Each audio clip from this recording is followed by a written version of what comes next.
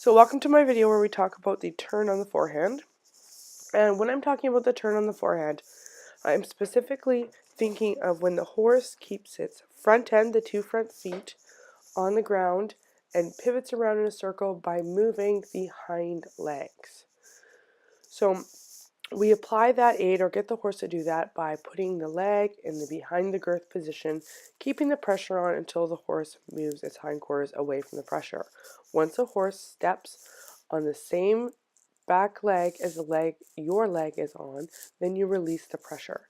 I'm going to show this here in a diagram of where I'm standing and which leg I'm looking to move. So for this diagram, we're going to think that we're standing where the black target is, and we're going to push on the side towards the horse, and we're going to ask the horse to move the right hind leg across in front of the left hind leg, and at that point we're going to release the pressure. So here in this clip, Nicole's going to come up, she's going to walk down the rail, apply her right leg behind the girth, and then your horse is going to turn the haunch towards me, or towards the camera.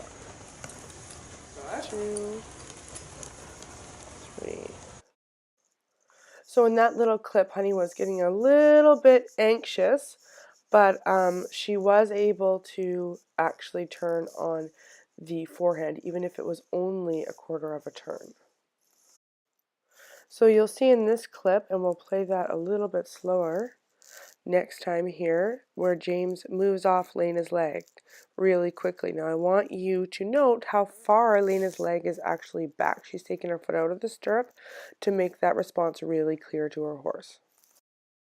Okay, here we're going to watch Lena keep the pressure on her right leg, looking to move the hind end away from her right leg, and he's going to kind of fuss a little bit, and he's going to go on, he's going to move around, but if you'll notice, he's just looking to find the answer, and we're just keeping the pressure on by bugging him with the leg until he makes that step over. Now we're also very quick when he puts that right leg in front of the left leg to actually stop bugging. You can see he's quite young, he's only 4, so he's still trying to figure all this stuff out. He's gnawing at the bit a bit. He's looking, stepping away and going forward first.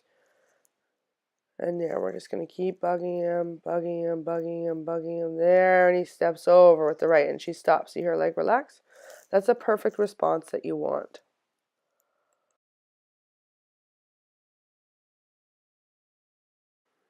Alright, well I hope you enjoyed this short video on how to get that right response from the turn on the forehand.